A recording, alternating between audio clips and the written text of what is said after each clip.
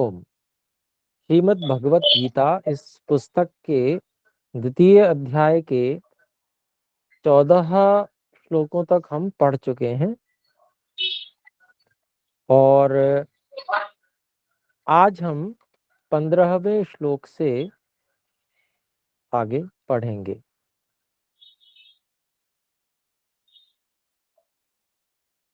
और इससे पहले जो प्रकरण चल रहा था।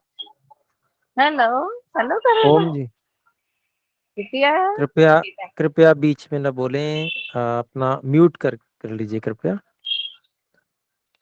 जी, तो मैं आपसे निवेदन कर रहा था कि हमारा जो प्रकरण चल रहा था वो जो अर्जुन थे उनके अंदर युद्ध के मैदान में विषाद ये उत्पन्न हो गया और इसके कारण से वो निढाल हो गए और श्री कृष्ण जी महाराज से बोले कि आप ही मुझे बताओ मैं क्या करूं। तो श्री कृष्ण जी महाराज ने फिर उनको जो वास्तविकता है, सत्य है, उसका उपदेश किया। तो उसी श्रृंखला में 14वां श्लोक भी था। 11 से 14 तक श्री कृष्ण जी महाराज उपदेश कर रहे हैं और 15वां भी श्री कृष्ण जी महाराज ही कर रहे हैं उपदेश। तो यहाँ पर हम देखें, ये मैं 15वां श्लोक पढ़ रहा हूँ। यम ही न व्यथयन्त्येते पुरुषं पुरुषर्षभ समदुःख सुखं धीरं सोमृतत्वाय कल्पते। यम ही न व्यथयन्ति एते पुरुषं पुरुषर्षभ सम दुख सुखम धीरम सह अमृतत्वाय कल्पते। तो इसका पदच्छेद हुआ और अन्वय जो में दिया भी हुआ है, हे पुरुष अर्षभ, ये संबोधन है। यम धीरम सम दुख सुखम पुरुषम एते ही न व्यथयन्ति सह अमृतत्वाय कल्पते। क्या अभिप्राय हुआ कि पुरुषों में श्रेष्ठ हे अर्जुन, जिस धीर को, जिस विद्वान व्यक्ति जो कि दुख में भी और सुख में भी सम रहता है, ऐसे पुरुष को एते, ये जो सुख और दुख की परिस्थितियां हैं, निश्चय से नहीं व्यथयन्ति, व्यथित नहीं करती हैं।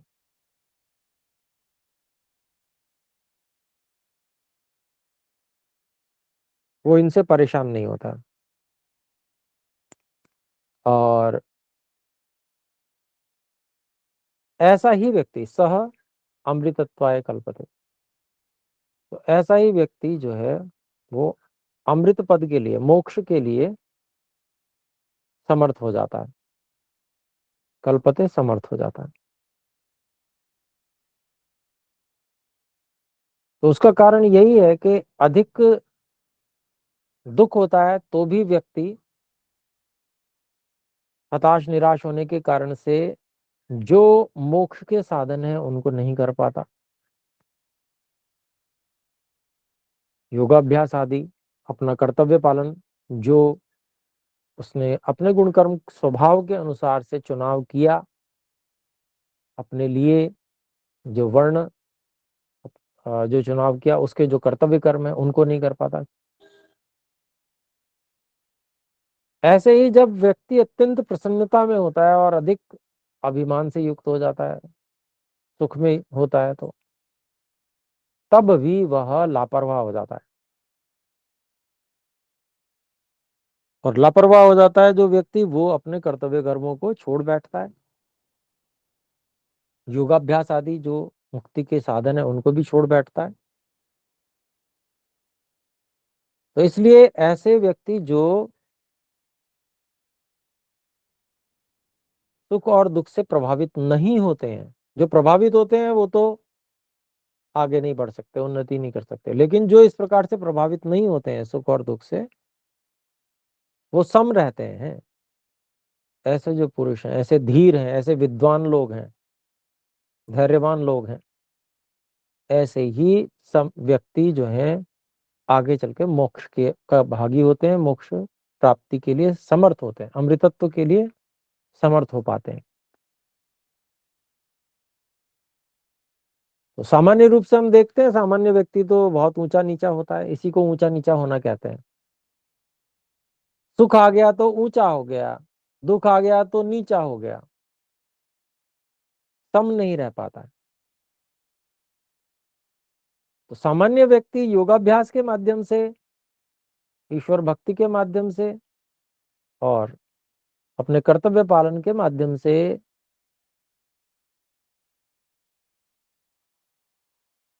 सभी परिस्थितियों में सम रहने का अभ्यास करने का प्रयास करता है, करना चाहिए। अगर नहीं करता है तो ऐसा करना चाहिए।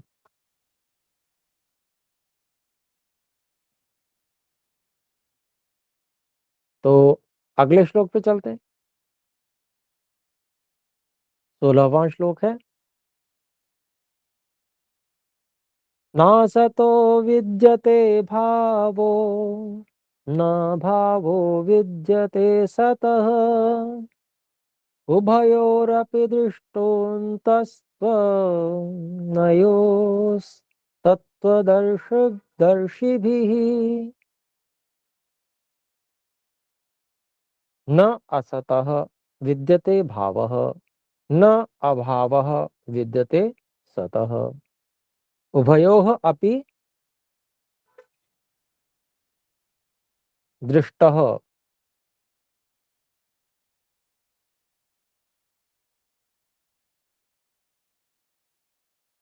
अन्तः तु अनयोः तत्वदर्शिभिः।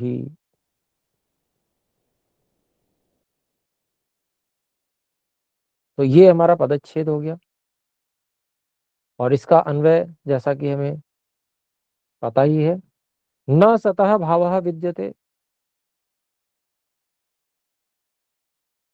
न असतः भावः विद्यते, न सतः अभावः विद्यते, उभयोः अपि अनयोः अन्तः तु तत्वदर्शिभिः दृष्टः।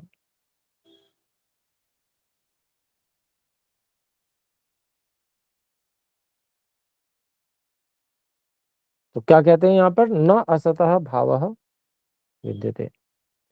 असत यानी कि जो नहीं है, उसका भाव भी नहीं होता, उसकी सत्ता नहीं हो सकती। जो पहले से ही है ही नहीं, उसकी सत्ता नहीं हो सकती।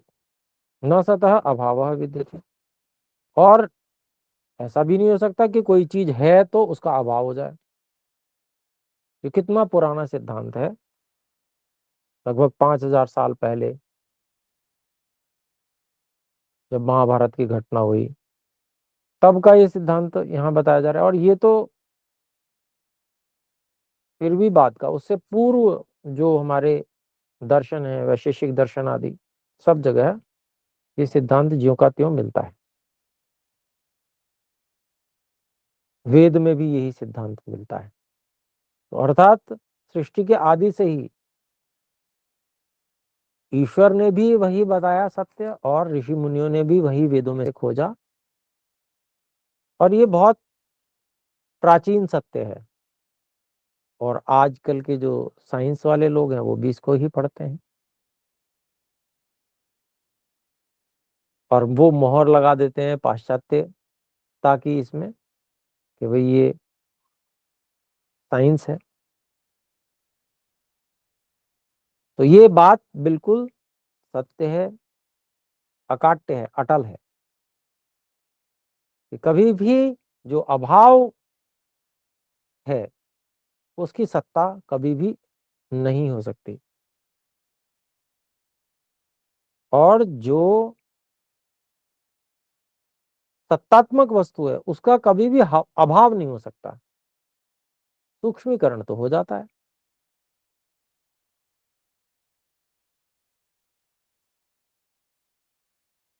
फिर आगे कहते हैं उभयोः अपि अनयोः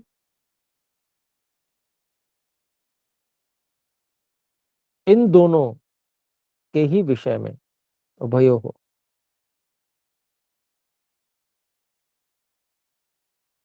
कौन कौन से? भाव और अभाव, सत्ता और असत्ता,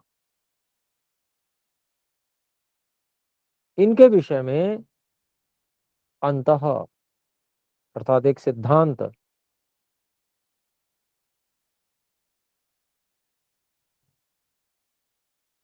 निश्चित है। वो यही कि सत्ता जिसकी है वो हमेशा रहेगा, और जो सत्ता है ही नहीं वो कभी भी उत्पन्न नहीं हो सकती, सामने नहीं आ सकती। सूक्ष्मीकरण का सिद्धांत जरूर हो सकता है, अर्थात जो किसी रूप में हमें दिख रहा है वो सूक्ष्म हो जाए, अपने कारण रूप में चला जाए, बिखर जाए, वो एक अलग विषय। तो ये सिद्धांत तत्वदर्शी लोगों के द्वारा, जो ऋषि मुनि हैं उनके द्वारा देखा गया है, निश्चित किया गया है, तय किया गया है। ये सत्य है बिल्कुल। तो इसको किस परिप्रेक्ष्य में यहाँ पर कहा श्री कृष्ण जी महाराज ने अर्जुन को बताने के लिए? वो इसलिए क्योंकि अर्जुन क्या सोच रहा था कि ये नहीं रहेंगे, इनको मारना पड़ेगा मुझे, ये समाप्त हो जाएंगे। तो क्या कल्पना है समाप्त होने की? कोई रहेगा ही नहीं, खत्म सब कुछ। इसलिए कह रहे हैं कि जो आपको दिख रहा है, जो है, उनका सर्वथा अभाव तो कभी भी नहीं हो सकता, रूपांतरण हो सकता है। तो ये जो बात है, इस बात को समझना चाहिए। जिसकी सत्ता है वो सत्ता समाप्त कभी नहीं हो सकती। समाप्त होने का मतलब सर्वथा अभाव कभी नहीं हो सकता है। हम अगर ये अनुभव कर रहे हैं कि हम हैं, मैं हूं, और हमें ये लगता है कि अरे हम शरीर खत्म हो जाएगा, मर जाएंगे, सब कुछ खत्म हो जाएगा, तो ये तो मूर्खता है हमारी। जब हमको ये पता है कि जो सत्ता, जिस चीज की सत्ता है वो पूरी तरह से अभाव कभी नहीं होता, रूप बदल जाता है, इसी तरह से ऐसा ही हमारे साथ भी होने वाला है। शरीर नहीं रहेगा तो कोई बात नहीं, अगला शरीर होगा, या नहीं होगा तो भी हम तो हमेशा रहने वाले हैं। हम कम से कम अपनी अनुभूति तो कर ही रहे हैं कि मैं हूं। और मैं अपनी जब अनुभूति कर रहा हूं तो मेरा अभाव कैसे हो सकता है? संभव ही नहीं है। सत्ता है, मेरी सत्ता है, इस बात में हमें कोई संशय नहीं है। तो फिर सत्य के साथ में दृढ़ हो जाना चाहिए। फिर जितने संशय आते हैं उन सबको हटा के परे करो, बिल्कुल हटाओ। एक बार जो सत्य का निर्णय हो गया, फिर उसके बाद में संशय लाने की स्थिति नहीं होनी चाहिए। इसीलिए ये बात यहाँ पर श्री कृष्ण जी महाराज समझा रहे हैं। आइए 17वें श्लोक को देखते हैं। अविनाशी तु तद्विद्धि येन सर्वमिदं ततं विनाशमव्ययस्यास्य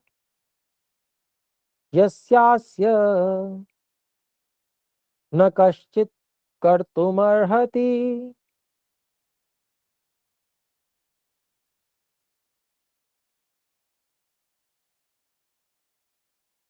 तो यहाँ पर अविनाशी तु तद विद्धि येन सर्वम इदम ततम, विनाशम अव्ययस्यास्य न कश्चित् कर्तुमर्हति। तो यहाँ पर अविनाशी तु तद विद्धि येन सर्वम इदम ततम, विनाशम अव्ययस्यास्य न कश्चित् कर्तुमर्हति। तो यहाँ पर अविनाशी तु तद विद्धि येन सर्वम इदम ततम, विनाशम अव्ययस्यास्य न कश्चित् कर्तुमर्हति। विनाशम अव्ययस्य अस्य न कश्चित कर्तुम अर्हति। तो हे अर्जुन, अब इसको वैसे तो सीधा सीधा है, इसका जो अन्वय है कर लेते हैं। ये निदम सर्वम ततम तत्तु अविनाशी विद्धि, अस्य अव्ययस्य विनाशम कश्चित कर्तुम न अर्हति। तो क्या है अर्थ हुआ, ये न इदम सर्वम ततम, जिसने ये सारा ताना बाना बुना है।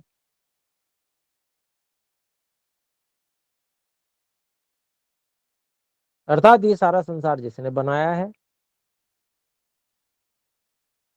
ताना बाना कपड़े में होता है,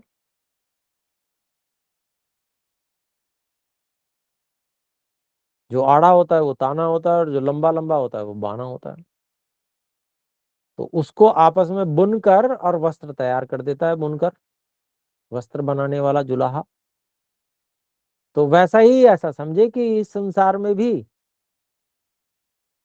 ताने और बाने के समान संसार में पृथ्वी जल अग्नि वायु आकाश ये सारे स्थूलभूत हैं, और इनको परमात्मा ने, ईश्वर ने बुना है और बहुत सारी वस्तुएं बना दी हैं। तो जिसने ये सब कुछ बनाया है, ये अभिप्राय है। तत्तु अविनाशी विद्धि, उसको तो तू अविनाशी समझ, वो तो कभी नष्ट नहीं होता।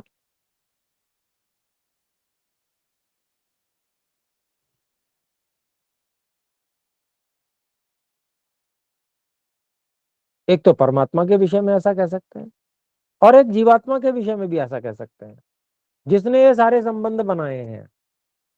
अर्थात ये मेरे पिता हैं, ये मेरी माता है, ये मेरा मित्र है, ये मेरे दादाजी हैं, ये मेरा शत्रु है, और इत्यादि जो जो संबंध बनाए हैं। ये ताना बाना भी, ये ताना बाना जीवात्मा ने ताना है, उसने बनाए हैं। जीवात्मा के लिए भी कह सकते हैं इसको। संसार में जितने भी संबंध हैं, वो संबंध मूल रूप से परमात्मा ने दिए हैं, परंतु उनके नाम रखे हैं हम लोग, हम सब लोगों ने। हमने अपनी अलग भाषा बना दी, परमात्मा ने तो ज्ञान संस्कृत भाषा का दिया, हमने अपनी आर्य भाषा हिंदी भाषा बना दी उसको, और फिर हमने विभिन्न नाम रख दिए। तो ये ताना बाना हमने हमारा बुना हुआ है।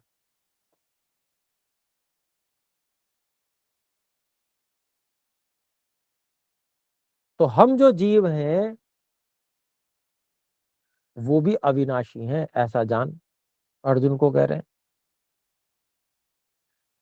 और फिर आगे कहते हैं, अस्य अव्ययस्य विनाशम कश्चित कर्तुम न अर्हति। इस अविनाशी, न घटने बढ़ने वाले, अव्यय न खर्च होने वाले जीवात्मा या परमात्मा, दोनों में से कोई भी ले सकते हैं, इसका कोई भी विनाश नहीं कर सकता। बहुत ही स्पष्ट रूप से कह दिया। पहले थोड़ा सा गर्भित बात कही थी, एक सामान्य सिद्धांत प्रस्तुत किया था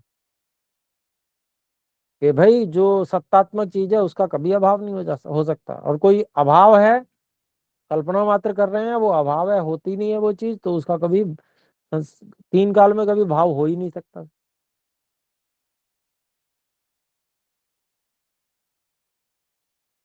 तो जो है तत्वदर्शी लोग, ऋषि मुनि लोग हैं, जो ऋषि मुनि है या सामान्य व्यक्ति भी जो सत्य को जानने वाला, समझने वाला है, उसने ये सिद्धांत बिल्कुल पक्का निश्चित किया हुआ है। ये बात जो है एक सिद्धांत के रूप में पहले बताई, और फिर उसी को बिल्कुल घटाकर भी बता दिया। जीवात्मा और परमात्मा पे घटा सकते हैं दो इसी एक श्लोक को। मुख्य रूप से परमात्मा के लिए है, क्योंकि जिसने ये सारा ताना बाना बुना है, तो परमात्मा ने ही सारा ताना बुना मुख्य रूप से बुना है। फिर अगला 18वां श्लोक देखते हैं।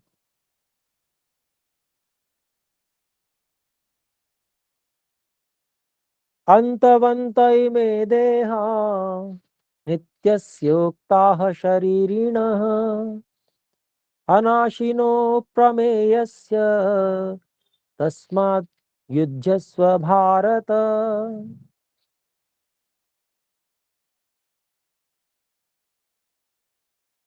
अंतवंत इमे देहा, बहुवचन है इसलिए बहुवचन की क्रिया आई अंतवंत।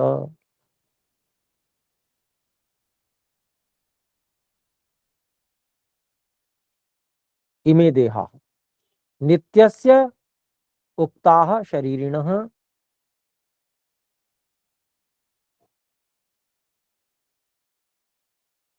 अनाशिनः अप्रमेयस्य तस्मात् युध्यस्व भारत। तो भारत विशेषण, भारत जो संबोधन है वो अर्जुन जी के लिए श्री कृष्ण जी कह रहे हैं। और इसका हम अन्वय भी देख लेते हैं। नित्यस्य अनाशिनः अप्रमेयस्य शरीरिणः इमे देहाः अंतवन्तः उक्ताः तस्मात् हे भारत युध्यस्व। तो ये और भी ज्यादा बिल्कुल स्पष्ट करके बताया कि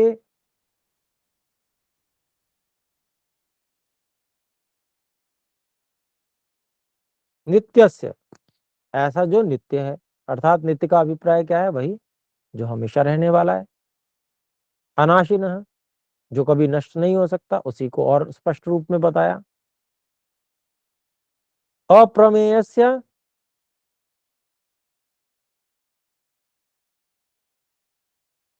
जो अनंत है, काल की दृष्टि से जीवात्मा अनंत है। ईश्वर भी काल की दृष्टि से अनंत है और स्थान की दृष्टि से भी अनंत है ईश्वर तो।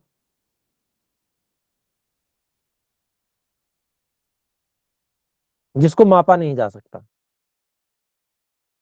अप्रमेय से। तो यहां पर जीवात्मा के लिए विशेष कथन है क्योंकि शरीरिणः कहा है। जो शरीर वाला है, ऐसे नित्य, जो कभी नष्ट नहीं हो सकता,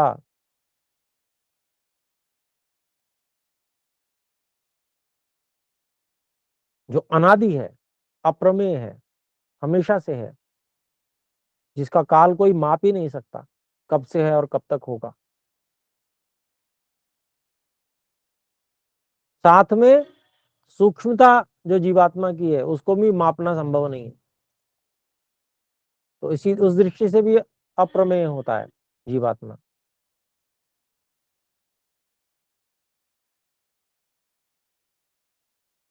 तो ऐसे जो शरीरधारी जीव हैं, उस शरीरधारी जीव का इमे देहाः अंतवंत, उसके जो ये शरीर हैं, अर्थात जीवात्माओं के जो शरीर हैं, अंतवंतः उक्ताः, उनको नष्ट हो जाने वाला कहा गया है। शरीर नष्ट हो जाते हैं लेकिन जीवात्मा तो नित्य है, अविनाशी है, अप्रमेय है। ऐसा जो जीव है उसके शरीर अंतवंत शरीर नष्ट होने वाले, अंत वाले हैं, ऐसे कहे गए। तस्मात, इसलिए, हे अर्जुन युद्धस्व, युद्ध करो। जो चीज जिसका तय है कि ये नष्ट होगी ही होगी, तो फिर क्यों परेशान हो रहे हो? जो असली चीज है उसने तो नष्ट होना नहीं है फिर क्यों परेशान हो कि मेरे ताऊ नष्ट हो जाएंगे, कि मेरे बाबा नष्ट हो जाएंगे, कि मेरे गुरुजी नष्ट हो जाएंगे? उनमें से तो कोई नष्ट होने वाला नहीं है। शरीर नष्ट हो जाएगा, शरीर की परवाह मत करो। कपड़े फट जाएंगे, कोई बात नहीं, व्यक्ति तो है। इसी तरह से जीवात्मा तो है, शरीर नहीं रहेगा, कोई बात नहीं, शरीर तो मिलता रहता है और मिल जाएगा। उसके लिए देने वाले परमात्मा बैठे ही हैं। तो इसलिए अपना कर्तव्य कर्म करो, इसकी चिंता मत करो कि शरीर नष्ट हो जाएगा। ये उपदेश श्री कृष्ण जी महाराज दे रहे हैं। इसलिए तुम युद्ध करो, तुम अपना कर्तव्य कर्म करो, तुमको जो आदेश मिला है धर्म की विजय के लिए, विजय करनी है धर्म की, बस उस कार्य को करो, बाकी चिंता मत करो तुम। फिर आगे कहते हैं, देखिए 19वां श्लोक, य एनं वेत्ति हंतारम यश्चैनं मन्यते हतम् उभौ तौ न विजानीतो नायं हन्ति न हन्यते। य एनं वेत्ति हंतारम यह च एनं मन्यते हतम् उभौ तौ न विजानीतः न अयम हन्ति न हन्यते। तो देखिए क्या बता रहे हैं श्री कृष्ण जी महाराज, बता रहे हैं अर्जुन जी को, इसका अन्वय है यह एनम हंतारम वेत्ति यह च एनम हतम मन्यते उभौ तौ न विजानीतः न अयम हंति न हन्यते। तो ये लगभग लगभग बिल्कुल वैसा का वैसा ही है। तो क्या कह रहे हैं श्री कृष्ण जी महाराज, यह एनम हंतारम वेत्ति, जो इस जीव को मारने वाला समझता है, मतलब जीव को नहीं, शरीर को। तो इस शरीर ने दूसरे शरीर को मार दिया, तो जो इसको मारने वाला समझता है, यह चाहे नाम हतम मन्यते, और जो इसको कि भाई ये नष्ट हो गया ऐसा समझता है, शरीर कि शरीर नष्ट हो गया, जो ऐसा मानता है, उभौ तौ न भी जानीता, वो दोनों ही जानते नहीं है, उनको पता नहीं है। न अयम हंति, ना तो ये नष्ट होता है, अर्थात कौन, जीवात्मा, न हन्यते और न मारता है। तो जीव के परिप्रेक्ष्य में लेंगे इसको, शरीर के परिप्रेक्ष्य में ना लेके जीव के परिप्रेक्ष्य में लेंगे। यह एनम हंतारम व्यक्ति, जो इस जीव को हत्यारा या मारने वाला समझता है, यह च एनम हतम मन्यते, या कोई ऐसा मानता है कि ये जीवात्मा तो मर गया, वो बहु तो न भी जानीता है, जो ऐसा दोनों जानने वाले हैं वो वास्तव में जानते नहीं है, ना अयम हंति, ना तो ये मरता है और न हन्यते, न मारा जाता है।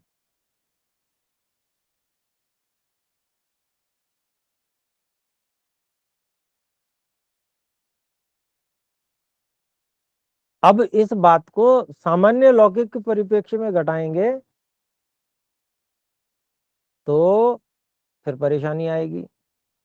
सामान्य व्यक्ति ऐसे ही समझ के जिसको मारना चाहे मार दे तो क्या होगा, तो उसके लिए तो उपदेश भी नहीं है ये, उपदेश है अधिकारी व्यक्ति के लिए।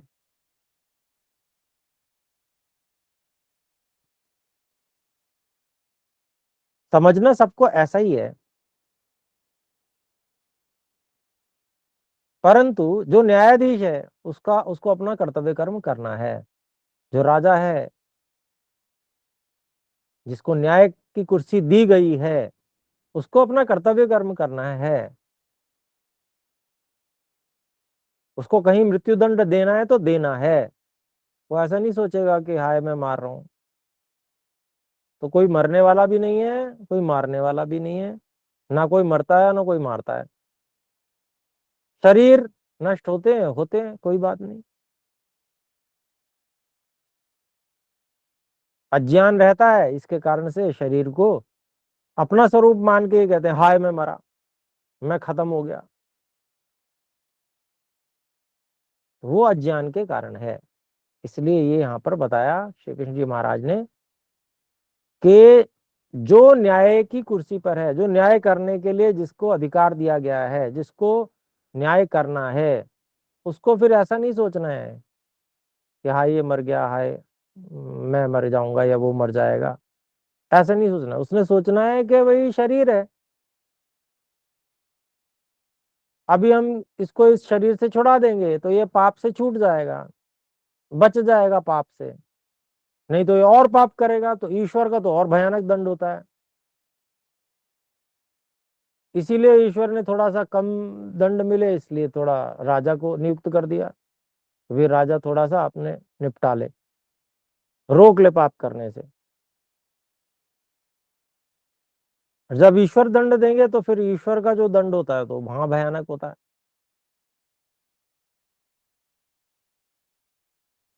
बहुत बड़ा होता है।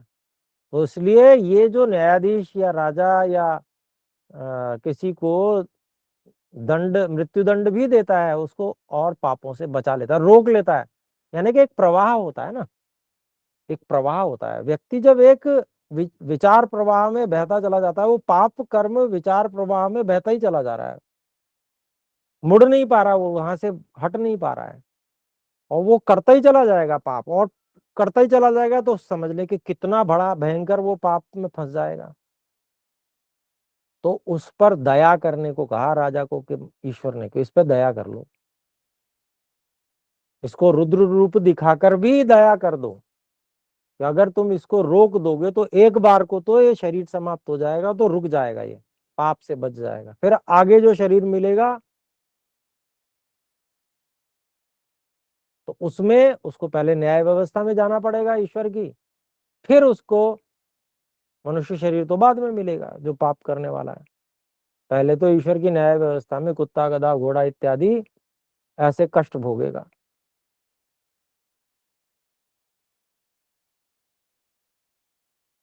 तो ये ईश्वर की ही ईश्वर की ही न्याय व्यवस्था, ईश्वर के द्वारा ही आदेश दिया गया राजा को कि वो इस प्रकार से जो अन्यायकारी हैं, जो पाप करने वाले हैं, उनको रोक दे, उसके लिए चाहे मृत्युदंड भी क्यों ना देना पड़े। तो बस ऐसी ही बात यहाँ पर ऐसे समझकर चलना चाहिए। लेकिन वो कौन कर सकता है? वो न्याय, जो अधिकारी व्यक्ति है वही कर सकता है। हर एक कोई सबको मारने लगे तो ये अनुचित हो जाएगा। हर एक तो इतना विद्वान भी नहीं है कि जो समझ पाए कि कौन गलत कौन सही, तो अधिकारी कैसे हो सकता है? और समझ भी जाए तो उसके बाद भी चुनाव जिसका होता है कि ये चुनकर ये व्यक्ति, अधिकारी व्यक्ति चुना गया है, वो सही निर्णय करेगा, उसमें वो अपनी सभा का जो है सहयोग लेगा, खोजबीन करेगा सत्य क्या है, ये सब उसकी जिम्मेदारी है।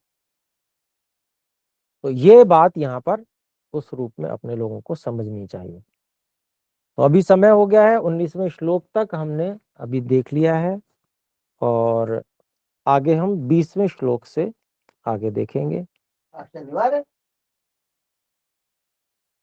शुक्रवार है।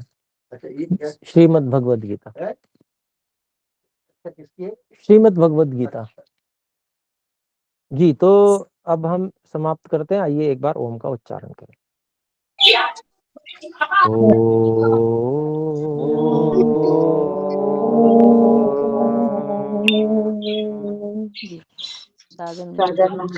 नमस्ते गुरु जी, कल कक्षा होगी ना?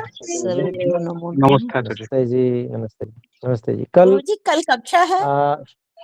वाल्मीकि रामायण की होगी जी, वो भी 6 बजे से 7 बजे तक। शिवरात्रि है ना जो, तो अवकाश है क्या कल? जी देखेंगे जी, इसके विषय में और विचार कर लेंगे कैसा रहता है। अच्छा जी गुरु जी, अवश्य आचार्य जी। ठीक है जी, नमस्ते जी। ओम। एक अप्रमेय वर्ड आपने यूज किया, उसका